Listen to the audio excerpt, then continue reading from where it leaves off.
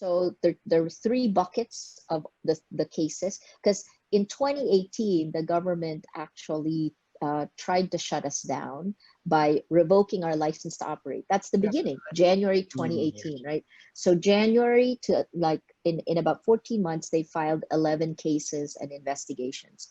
So I spent a lot of 2018 going in and out of investigations. And then in 2019, they issued arrest warrants and brought the cases to court. In 2019, there were weeks that I would go to 4 different courts in 1 week. So I spent 90% of my time in courts. There's 3 buckets. The first bucket is cyber libel. This is the first of many. This was also the one I was arrested for, right? The second bucket is tax evasion. So like 6 months after the government gave us an award for being a top corporate taxpayer, they then say we evaded taxes. And that one is interesting because at least one of the charges says that we evaded taxes because we are a dealer in securities. We're obviously not a stock brokerage house, right? So that's the second bucket. The third bucket is really the mother case. I call it the mother case because that's the one that they tried to revoke our license on. This is foreign ownership. It is securities fraud, essentially securities fraud. But in that, they say that we're controlled by foreigners, that there's something that we violated, something called the anti-dummy law.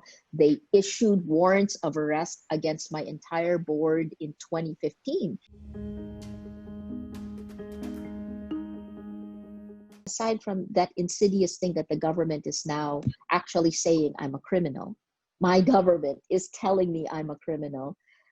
I mean, you know, I've been a journalist. Next year will be my 35th year as a journalist. I was very privileged to see Indonesia's move to democracy, the end of nearly 32 years of Suharto, and how interesting to have been part of so much that happened in the region. But now, what does it mean? It means I could go to jail for up to 6 years.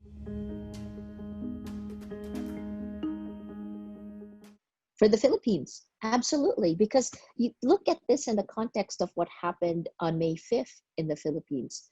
The government shut down ABS-CBN, our largest broadcaster. That the last time that happened was in 1972 when Ferdinand Marcos declared martial law. Yeah, and then ABS-CBN was shut for 14 years. It took 14 years before it was able to open. Now it's been shut, and that's the context for it, right? The attacks against journalists have increased. I'm supposed to be a cautionary tale. What the government wants is for us to be quiet. They want us to be afraid. And I think that's part of the reason that I speak, because if I don't, then this has repercussions for every Filipino. It's definitely harassment. They are attempts by my government to intimidate and harass me and Rappler, and by extension, other journalists. Look at what happened to ABS-CBN. You challenge us, you will get shut down.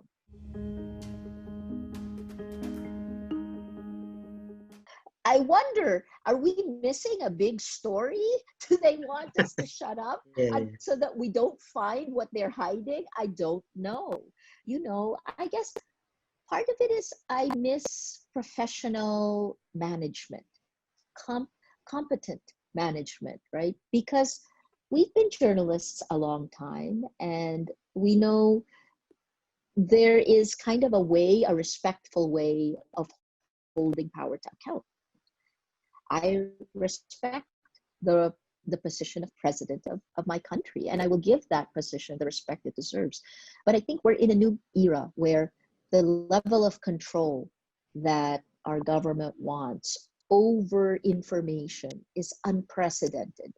It's worse than martial law, because essentially, without declaring martial law, we have martial law.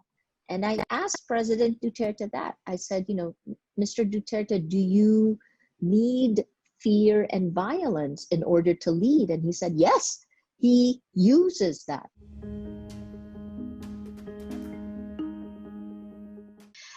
I think this is the time when we collaborate. And, it has to be, no one group can do the job alone. So I look at things like ICIJ and how they do cross-border investigations, OCCRP, how they do cross-border investigations, because it's very dangerous for an Indonesian reporter to be looking at Indonesian corruption. Same with a Filipino reporter looking at the corruption that is very clear in business, right? Business and governance, and they go hand in hand. So maybe that's one of the ways we can help each other. Let's see, right? That's what I liked about the cross-border investigation.